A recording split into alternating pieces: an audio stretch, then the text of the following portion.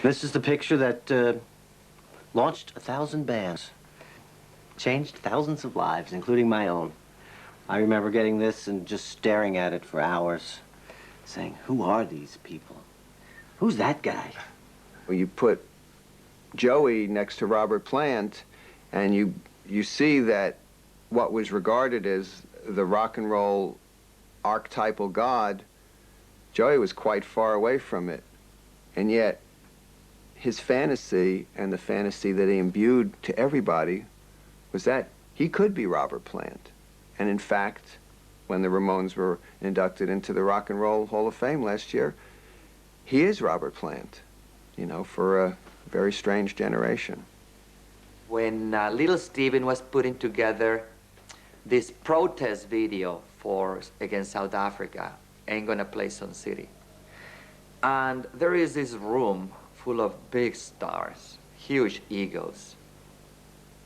I don't want to mention names, but everybody's trying to be so cool, everybody's ignoring each other, everybody's like, I'm the coolest guy in the world. Joey walks in, and he immediately melts the ice. Everybody's like, Joey! People felt comfortable to talk to him, to shake his hand, to hug him. People loved him. And this guy is so tall. And it just launched the whole style, just the white boat sneakers and the torn jeans and the leather coat, leather jackets. You know, when this came out, people were wearing sequin capes, skin-tight, shiny pants, and jumpsuits. They looked like clowns. He came home from junior high school one day with a footprint on his chest. And I said, how did you get a footprint on your chest? He said, well, the big tough kids, they threw me down the stairs and they stepped on my chest. But he wasn't crying, he wasn't angry, he was just kind of accepted that the big rough kids would take advantage of him. He was very philosophical about it. And he started writing his little songs on little pieces of paper. Bags from the grocery store and, you know, whatever scraps of paper he could find. Don't worry about me. Don't worry about me. Don't worry about me. Don't worry about me. Aan het begin van het boek Manhattan Transfer van John Dos Passos vraagt de hoofdpersoon aan de man die naast hem op de boot staat hoe ver het nog is naar de stad. Hangt er vanaf waar je moet zijn, zegt deze. The center is dan het antwoord. I want to get to the center of things. Van buitenaf gezien is het net een schip met 1000 masten, Manhattan. Groot genoeg om de hele mensheid te dragen. Van binnenuit, vanaf de straat gezien, is het een oneindig labyrint. Met zijn gebouwen die de hemel proberen te strikken en avenues die horizon na horizon de zee beloven. Het grote schip moet het sinds 9/11 niet alleen zonder zijn 2 hoogste masten stellen, maar sinds een jaar ook zonder een van zijn langste inwoners. Tevens hart en ziel van de New Yorkse rock'n'roll scene. Joey Ramone, zanger van de Ramones, die op 15 april 2001 op 49-jarige leeftijd overleed aan de gevolgen van lymfklierkanker.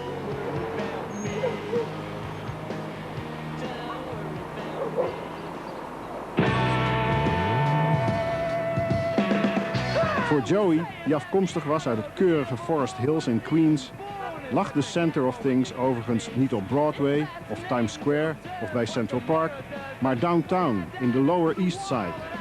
Een buurt die al 1,5 eeuw berucht stond om zijn diepe armoede, misdaad en overconsumptie aan drank en drugs. Maar ook als broeinest voor anarchisten, kunstenaars, vuilnisbakprofeten en muzikanten. Een ideale plek kortom voor de doorstart waar de rock'n'roll begin jaren 70 zo vreselijk hard aan toe was.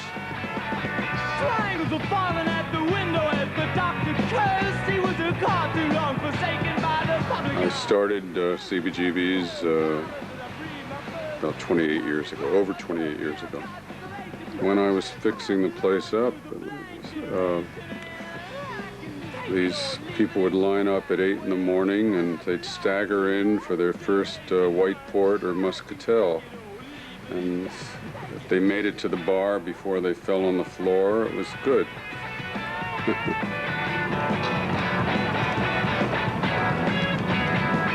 I know it's hard to believe, but there was a time around the turn of the 1970s when there was no rock and roll band scene in New York.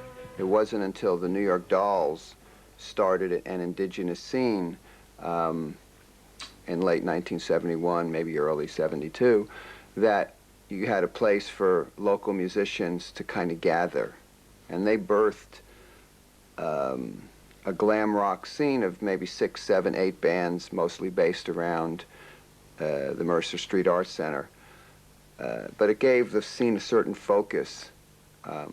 Around 1974, that kind of came to an end, and the musicians needed a place to play. For a while, they played over the Club 82 on East 4th Street.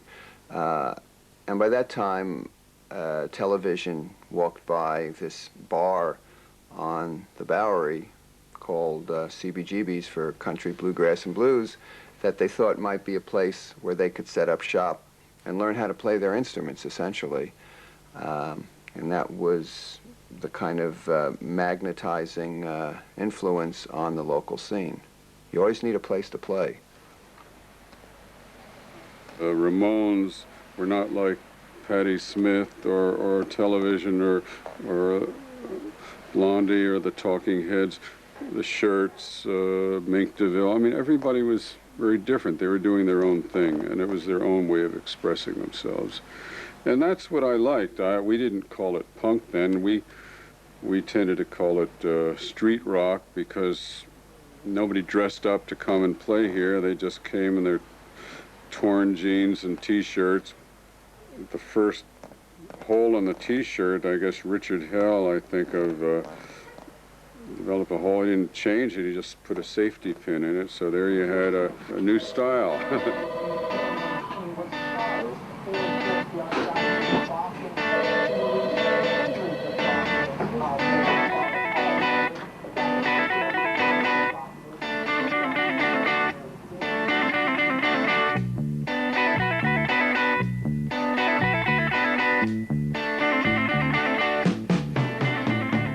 I think when you've had thousands and thousands of bands, a lot of people through the years, and a lot of people who became famous, who, when people get up on the stage, they think, well, this is right where Joey Ramone stood.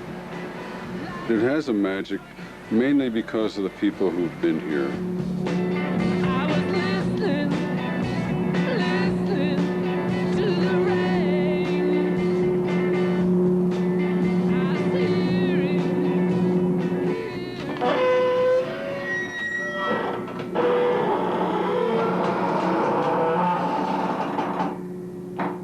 I think it's like a feeling of all these spirits are still here.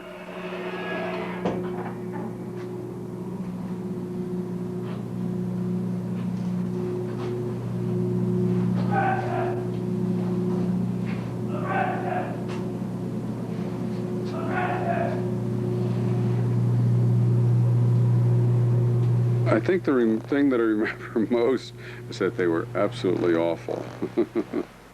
and Joey, of course, Joey was, you know, it's this tall. I guess he was about 6'6". I think he was 6'5", 6'6", and very, very, very thin, and you know, long hair, and he was very different looking. I mean, he was always very quiet. He was very quiet. Johnny was the talker and yeller. I think Tommy sort of kept it together. He was actually a pretty good drummer. Very good drummer, actually. Dee Dee couldn't play bass, but he was okay. He looked good and he had fun, you know.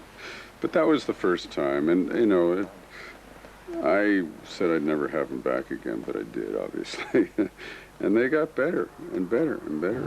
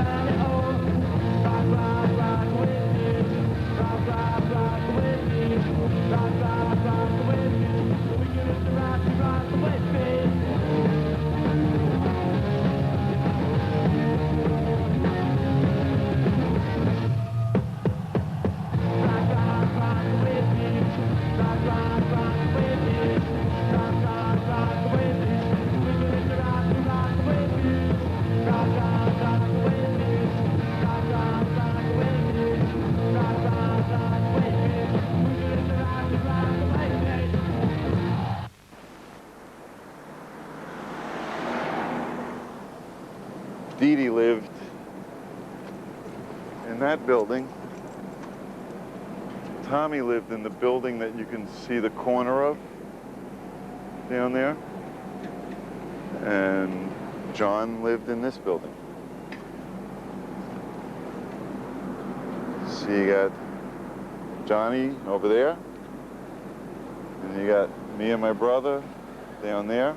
Dee Dee right across the street that way, and Tommy across the street the other way. This is where we all used to hang out when we were teenagers. We would all meet up on this thing that we called the ramp. Everybody just used to hang out here all night. You know, smoke pot and whatever else we could find to get high on, sniff glue, whatever, you know. And yeah, everybody would just hang until, you know, people would start complaining, and people's parents would be yelling, you know, the cops would come and chase us away, and then we would come back a half hour later. And now, as you can see, it's all barbed wired up. And I guess they don't let you hang out here anymore, huh? No? You can't go up there and play anymore. Yeah. No.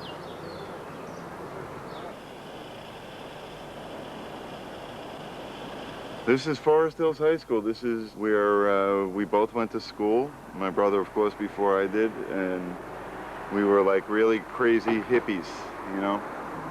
And we're talking about like 1969, 70, and we were kind of freaks of the neighborhood. And most of the Forest Hills kids were just wanted to, you know, get jobs with their fathers, and they had to be good. You know, we looked like people said, you and your brother look like you're about to fall apart at any minute, you know. Holes in everything, and tie-dyed, and fringes, and my brother would come walking out of this door, and I'd be standing here with some people, and people would go like, everybody would point like, man. They'd say, who's that freak? You know, I said, that's my brother, you know. It was a little strange, you know, to have people pointing and laughing at then you say, yeah, that's my brother, and they go, oh. You know? Yeah, he was very alienated at that particular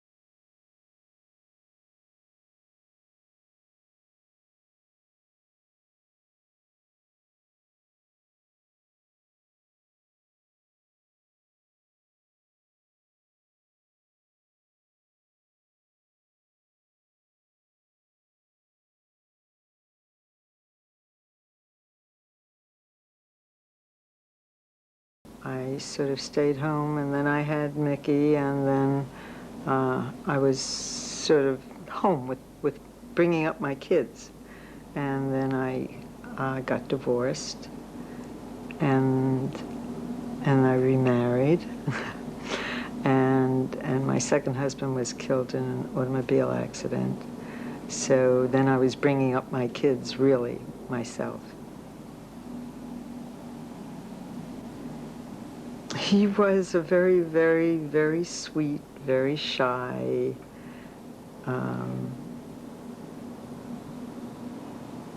rather on the timid side. He, you know, other kids could beat him up.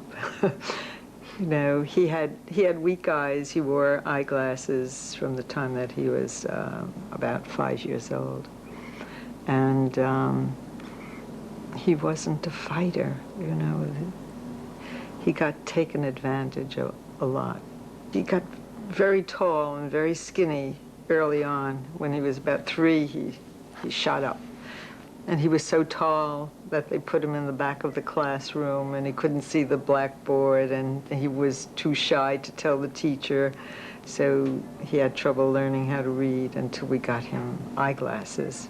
Found out that he was extremely myopic. His coordination was poor because of his eyes and because he was so gangly.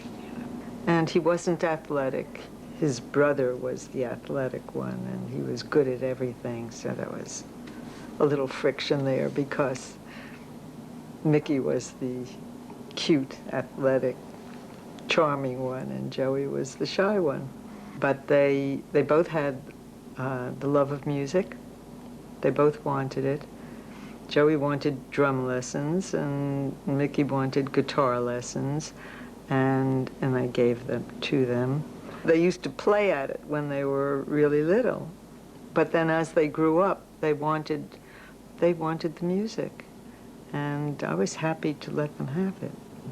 I used to play classical music for them. I wanted them to enjoy classical music, but they wanted they wanted the other stuff. They wanted rock and roll.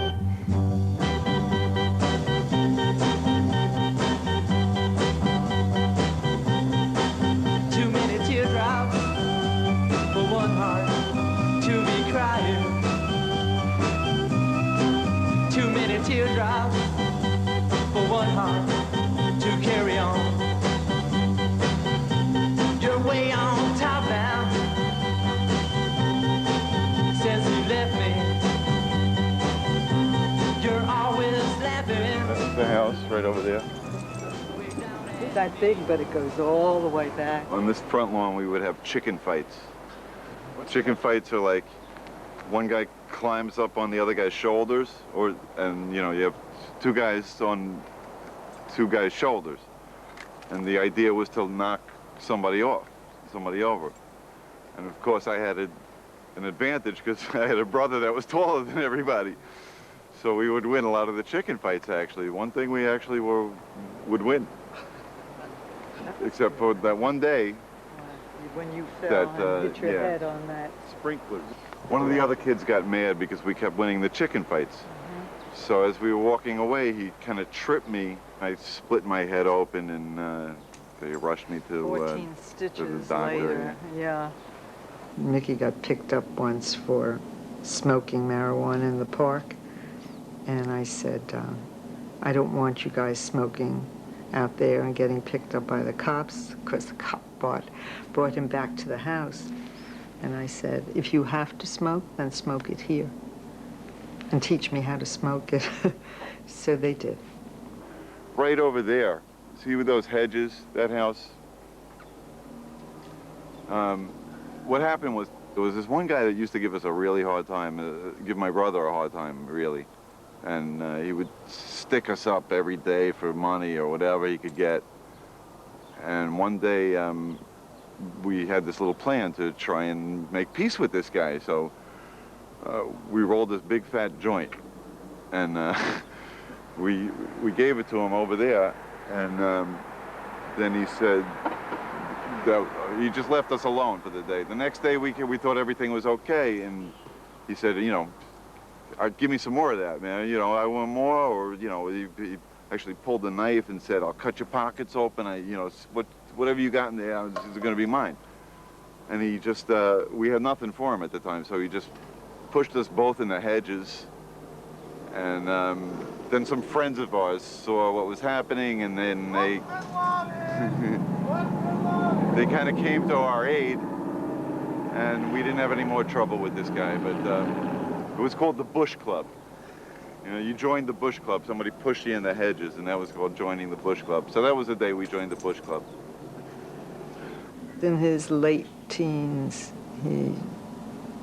he was angry. He was angry because he realized people used to push him around and take advantage of him. 1, 2, 3, 4.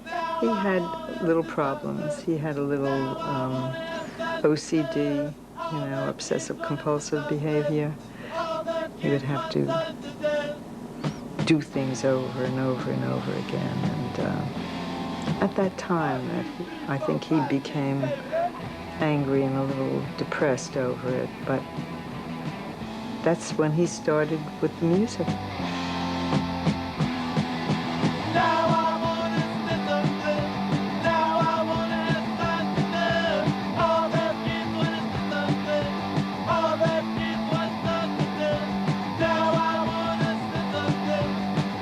For a while there, he didn't know what to do with himself. At one point, he ran off to California. That was his barefoot stage. He walked around barefoot. He was a hippie. He was a hippie. Yeah. And he went off to California and was sort of living on the streets barefoot, and that's when he stepped on something and got an infection in his foot. And he, from that point on, he always had trouble with his feet. He told me once that he thought he would just wanted to kill himself. And that's when I took him to a psychiatrist. And it was a very short period that he put him on medication, and he came out. He seemed to be straightened out a little more than he never said again that he wanted to destroy himself. But he knew that he didn't want to come back to Forest Hills, and he stayed in Manhattan. I think when he became Joey Ramone, Jeffrey Hyman sort of disappeared. You know? He really was Joey Ramone at that point. And Jeffrey Hyman was just a kid from Queens who had a rough time growing up, you know? And Joey Ramone is a rock star. 1, 2, 3, 4.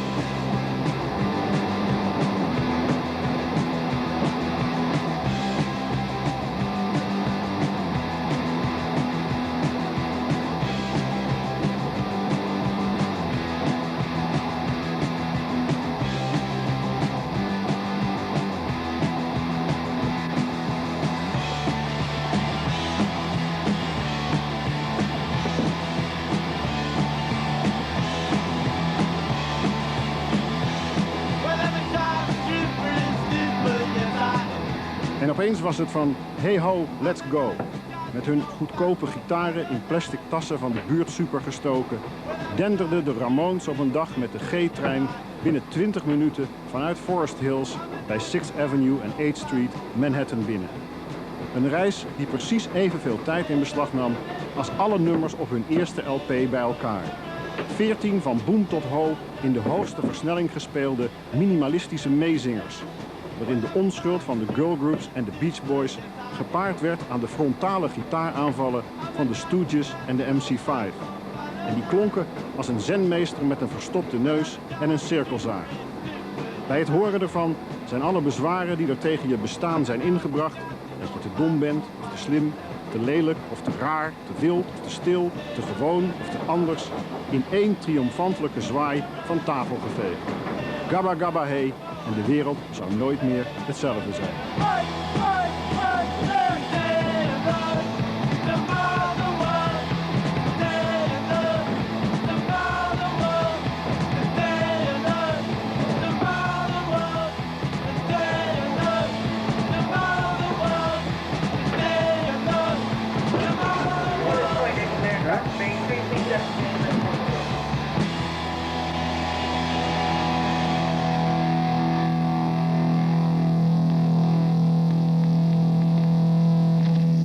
I'd say Joey definitely got what he wanted.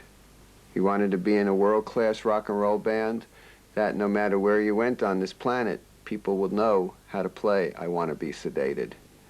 I'm sure that he got enough pieces of underwear thrown at him on stage where that great classic rock and roll fantasy about how I get in a band to get girls, I'm sure he got the girls.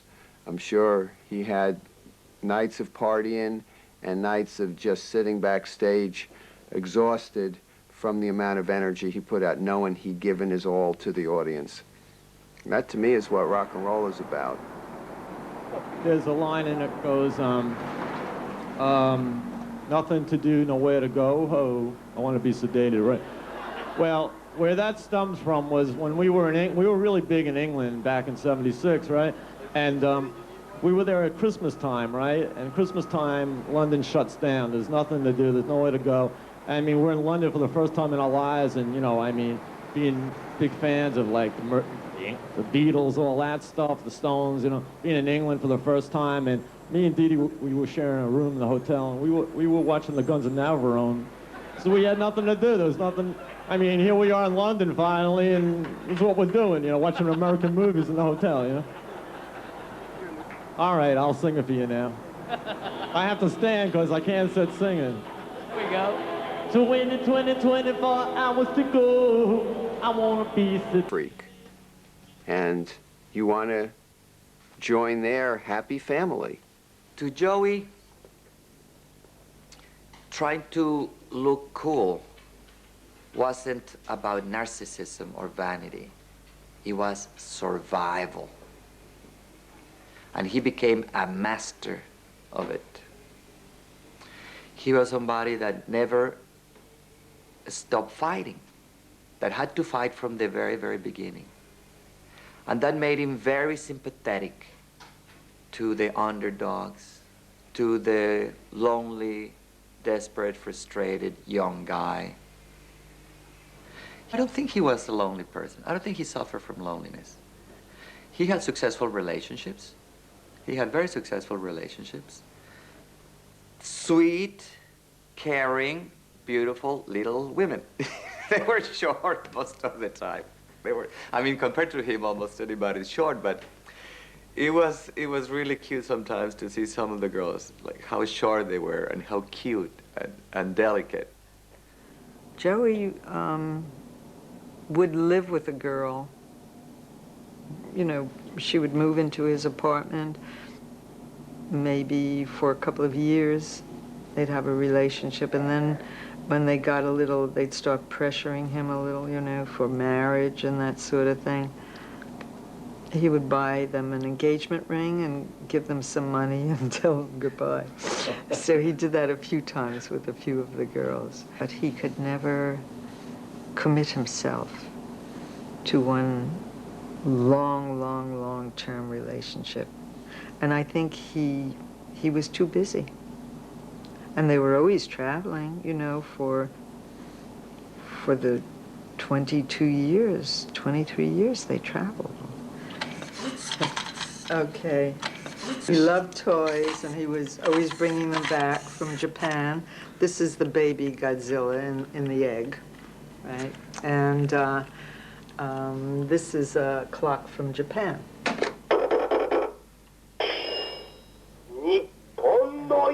Inside, and that he's saying, wake up and walk your dog. This is the bird.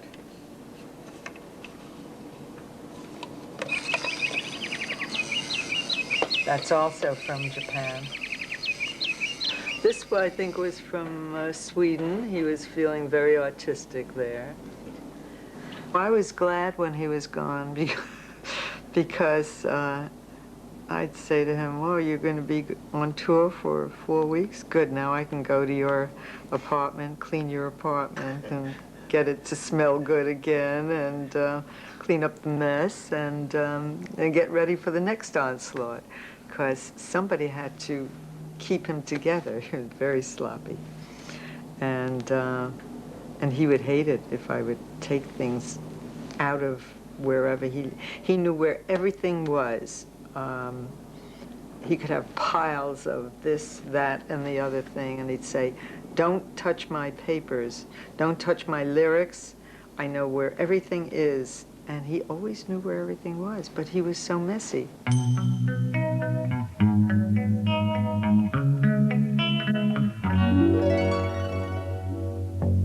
There's a world where I can go and tell my secrets to, in my room, in my room, in my room. In this world I lock out all my worries and my fears. In my room, in my room, my room. Do my dreaming and my scheming, lie awake and pray. Do my crying and my sighing, laugh at yesterday. Now it's dark and I'm alone, but I won't be afraid. In my room,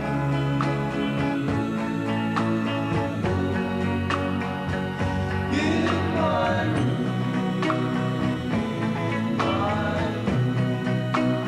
in my room. Joey had to go, he couldn't stay, he had to get away. Joey had to go, he had to pass on, he couldn't hang around.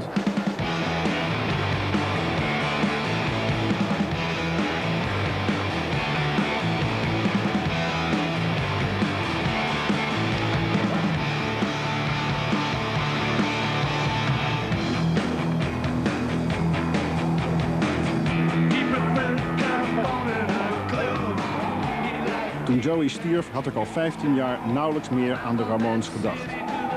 Het was goed te weten dat ze er nog waren. En het feit dat ze er op een gegeven moment niet meer waren, veranderde daar eigenlijk weinig aan. Ze waren tot de klassieken gaan behoren. Het beeld van Joey Ramone als zingende microfoonstandaard en onbeweeglijk oog van de storm te midden van het geluidsbombardement van Johnny, Dee Dee en Tommy was voor eeuwig vastgelegd als een van de archetypes van de rock'n'roll.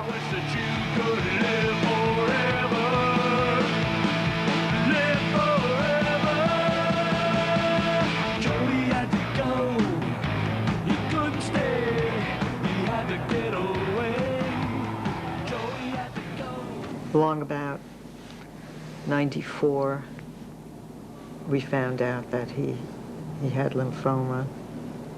And in the early stages, it was just doctor's visits once a month. He was always ill. There was always something wrong with him, but we didn't find out about the cancer until 96. When we stopped touring, everybody had agreed to stop. I kept trying to keep them going. I wanted to go 25 years at least. 25 years sounded better to me than 22 years.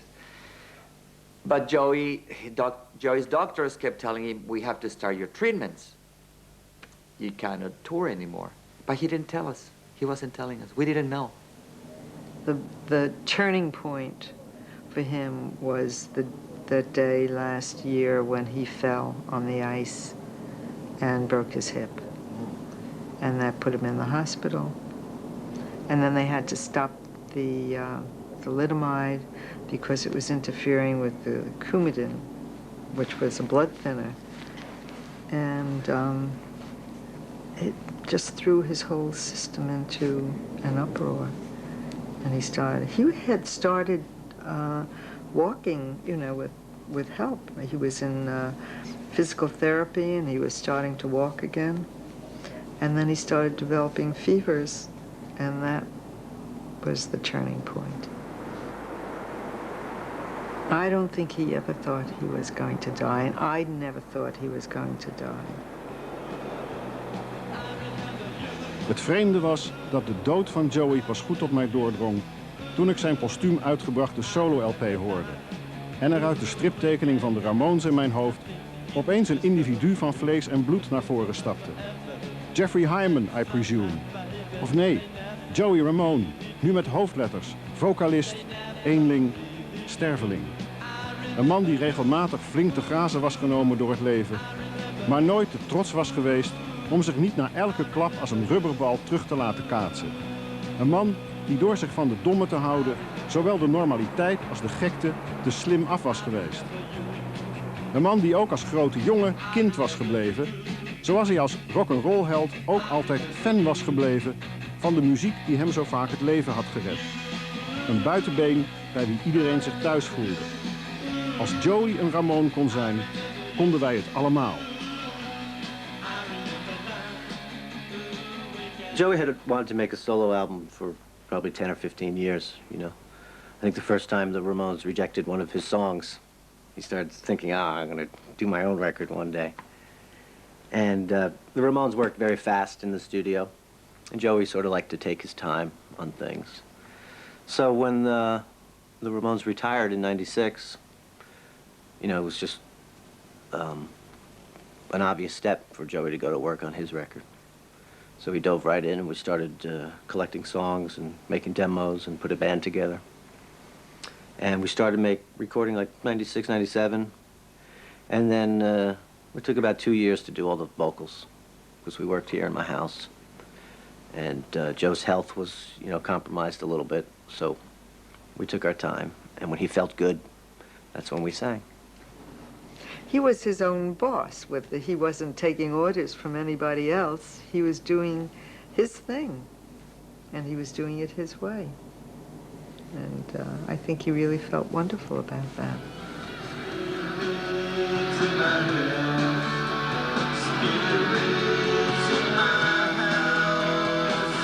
Psychedelic. Yeah. Now this song, it's autobiographical. One day Joey woke up and his fax machine was going haywire and his phone was ringing and no one was there and doorbells were ringing and there's all these weird noises. So he called me up and he goes, I think there's a spirit in my house. And then the next day he came out with the song, There's a Spirit in My House, and it ain't no mouse. Some of the songs he had written a long time ago, and they were just there, you know, in that pile of don't touch this and don't touch that, you know.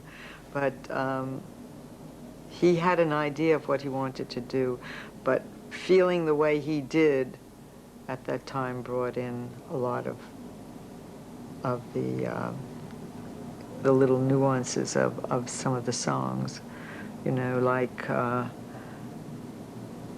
he used to say to me, you know, that all the medications that he had to take made him punchy, you know, and I always felt that that's where Mr. Punchy came from.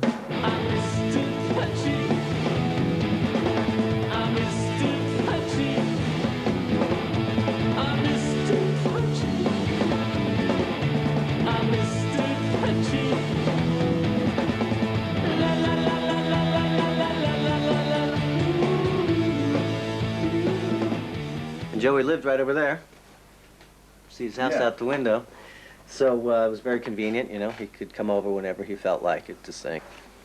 And we didn't have the pressure of having to book a studio and worry about the clock and the time and stuff. I'd set up a little vocal booth right over there in the corner, because all you need is a microphone and, you know, one channel. Joey had a definite idea of what he wanted the record to be.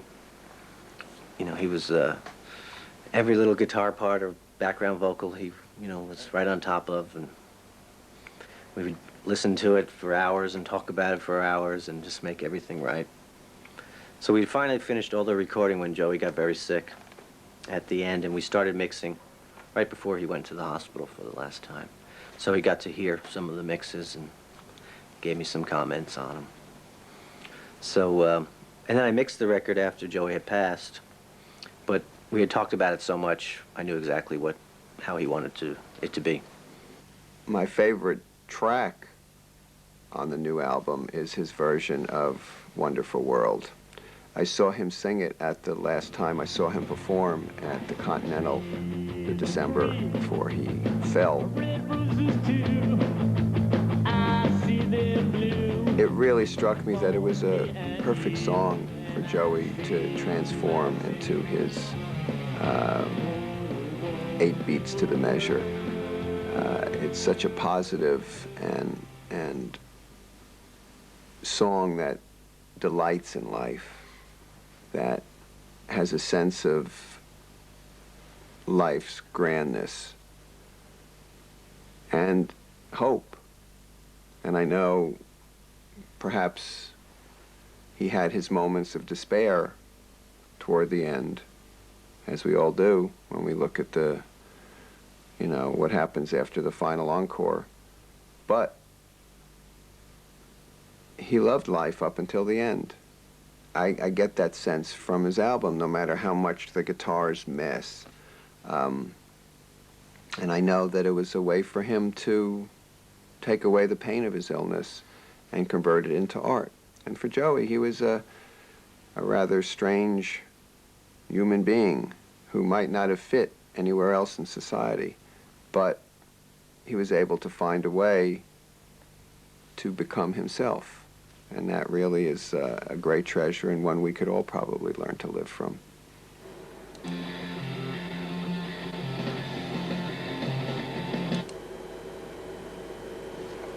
I see trees of green, red roses too.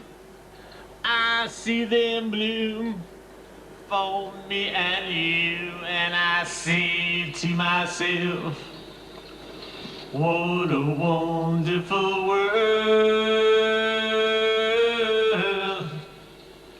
I see skies of blue and clouds of white, bright sunny days, dark sacred nights, and I think to myself, what a wonderful world. The colors of the rainbow are so pretty in the skies, are also on the faces of people walking by. I see friends shaking hands, saying, how do you do? They're really saying, I love you. I see babies cry, oh, I watch them grow. They'll learn much more than I'll ever know, and I think to myself, what a wonderful world. Yes, I think to myself, what a wonderful world.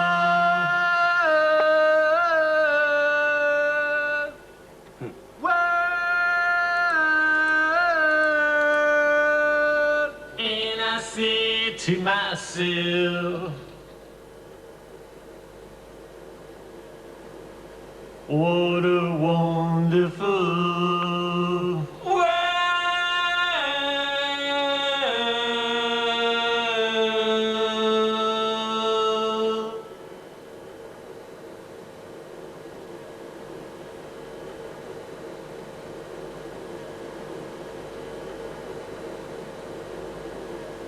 The poem is simply called Joey, and Didi wrote it shortly after Joey died.